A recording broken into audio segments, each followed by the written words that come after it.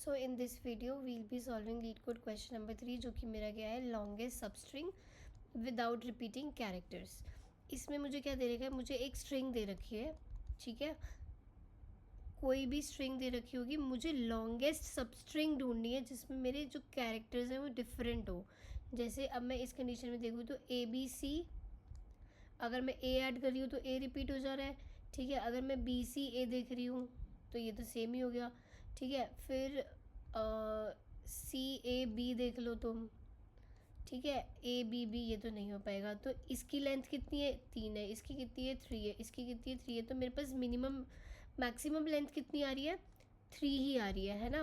तो मुझे ये आउटपुट में रिटर्न करना है कि मैं मैक्सिमम कितनी लेंथ का सबस्ट्रिंग ढूंढ सकती हूँ जिसमें मेरे कैरेक्टर्स जो है वो रिपीट ना हो रहे हो।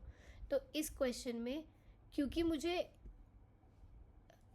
मैक्सिमम लेंथ निकालनी है, मैं क्या लगाऊंगी, स्लाइडिंग विंडो लगाऊंगी। ठीक है, तुम समझ रहे हो, क्योंकि मैं विंडो को मेरे को साइज़ कैलकुलेट करना है ना एरे के स्ट्रिंग के अंदर का, तो मैंने स्लाइडिंग विंडो लगा लिया। अब क्योंकि मुझे ये भी चेक करना है कि वो कैरेक्टर्स रिपीटिंग ना हो, तो मैं क्या लगा दूँगी, मैं इसमें सेट भी लगा दूँगी। ठीक है, तो एक बार इसको देखते हैं कि ये चलता कैसे है। ठीक है, अब तुम ये देखो कि मेरे पास स्ट्रिंग दे रखी है ABCDABB। ठीक है, या दैट्स इट। अब मैंने क्या करा, स्लाइडिंग विंडो कॉन्सेप्ट लगा रही हूँ, मेरा लेफ्ट इक्वल्स टू 0 है, मेरा लेफ्ट यहाँ पे पड़ा हुआ है, मैंने एक लूप चलाया राइट इक्वल्स टू 0 से। ठीक है, अब मैं लूप को तब तक बड़ा करती रहूँगी जब तक मेरे को कोई भी ऐसा कैरेक्टर नहीं मिल रहा है जो कि रिपीटिंग हो, जो कि सेट में पड़ा हो ऑलरेडी। ठीक है, अब मैं पहले पे आई तो ये तो सेट में है ही नहीं, तो मैंने क्या डायरेक्टली क्या कर देना है, ये फॉर लूप मेरा चल रहा है r इक्वल्स टू 0 से r<n r++। ठीक है, मैं डायरेक्टली क्या कर दूंगी, st डॉट इंसर्ट कर दूंगी, क्या इंसर्ट कर दूंगी, मेरा स्ट्रिंग ऑफ r को। ठीक है, क्योंकि मैं अभी कहाँ पे हूँ, मैं 0th पोजीशन पे हूँ, तो मेरा कुछ भी सेट के अंदर नहीं है, सेट एम्प्टी पड़ा हुआ है। फिर मैं क्या कर दूंगी, राइट को क्या कर दूंगी, प्लस प्लस कर दूंगी। अब मेरा B आया, B मैंने देखा कि हाँ ये भी सेट में नहीं पड़ा है, इसको भी इंसर्ट कर दो। ठीक है, और जब तुम इंसर्ट कर रहे हो तो एक चीज़ और करनी है साथ में, हमें क्या करना है, हमें मैक्सिमम लेंथ ढूंढनी है। तो एक मैंने मैक्सिमम लेंथ पहले से बना लेना और मैंने उसको इनिशियलाइज कर दूंगी 0 से, मैंने उसको मिनिमम नंबर दे दिया ताकि जो मुझे पहला मैक्सिमम मिले तो मैं अपनी मैक्सिमम लेंथ को अपडेट कर सकूं।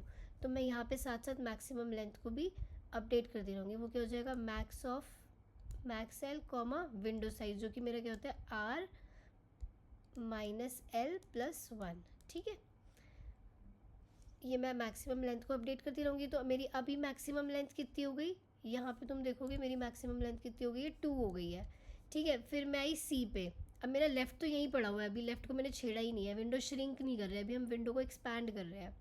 ठीक है, तो मेरा C पे आया, तो क्या कहते हैं, C भी मेरा सेट में नहीं पड़ा हुआ है, तो विंडो साइज़ कितनी हो जाएगी, 3 हो जाएगी। मैक्सिमम लेंथ कितनी हो जाएगी, 3 हो जाएगी। फिर D आया, D को भी मैंने सेट में डाल दिया, अब मेरी मैक्सिमम लेंथ कितनी हो गई, 4 हो गई। अब आया राइट मेरा A पे, अब मेरा A तो ऑलरेडी पड़ा हुआ है, तो अब मुझे क्या करना पड़ेगा, सेट में से A को डिलीट करना पड़ेगा। अब मैं ये कंडीशन कैसे चेक कर रही हूँ कि अगर वाइल, ये भी वाइल लूप में चलेगा, मेरा लूप में चलेगा कि इफ़ st डॉट फाइंड, मतलब सेट में मैंने फाइंड कंडीशन लगाई, अगर मेरा जो s ऑफ r है वो not equal to st dot end हो जाता है, मतलब कि मैंने सेट में ट्रैवर्स करना स्टार्ट किया और मैं सेट के एंड तक नहीं पहुंच पा रही। ठीक है, मैं नहीं पहुंच पा रही, मतलब मैं बीच में ही मुझे कहीं पे s ऑफ r मिल गया है, तो मैं सबसे पहले क्या करूँगी, st डॉट इरेज करूँगी लेफ़्ट वाला पार्ट। ठीक है, s ऑफ l को मैं इरेज कर दूँगी। ठीक है, और मैं लेफ़्ट को क्या कर दूँगी, प्लस प्लस कर दूँगी। और ये मैं कब तक करती रहूँगी, जब तक मेरा जो रिपीटिंग वाला कैरेक्टर है वो डिलीट नहीं हो जाता। क्योंकि तुम ये देखो, ऐसा भी तो हो सकता था कि ऐसा भी तो हो सकता था BACD, अब A आ रहा हो। ठीक है, तो मुझे ये वाला A डिलीट करना है, तो मैंने पहले क्या किया, ये B डिलीट किया। अब मैंने फिर से चेक किया सेट में कि क्या मेरा A अभी भी पड़ा हुआ है, तो वो पड़ा हुआ है, तो मैं ये मेरा लूप चल रहा है ना। तो ये पड़ा हुआ है, अब ये पड़ा हुआ है तो मैं इसको भी डिलीट कर दूंगी और मेरा लेफ़्ट कहाँ पे आ जाएगा, यहाँ पे आ जाएगा। ठीक है, अब मैं देखूंगी कि क्या मेरे सेट में ए है, क्योंकि अब एस टी डॉट फाइंड जो होगा वो equals to s t dot end हो जाएगा, मतलब मेरे सेट में पूरा ट्रैवर्स करके एंड पे पहुंच जाऊंगी। तो इसका मतलब मेरा ए नहीं है। तो मैं क्या कर दूंगी, अपनी मैक्सिमम लेंथ को अपडेट करूंगी, जो कि मेरी अभी पहले कितनी थी, 4 थी, अब कितनी है, 3 है, तो मैक्सिमम क्या हो जाएगा, 4 हो जाएगा। और मैं मैप के अंदर वो इंसर्ट कर दूंगी और मैं अपनी विंडो साइज़ को क्या कर दूंगी, एक्सपैंड करना स्टार्ट कर दूंगी।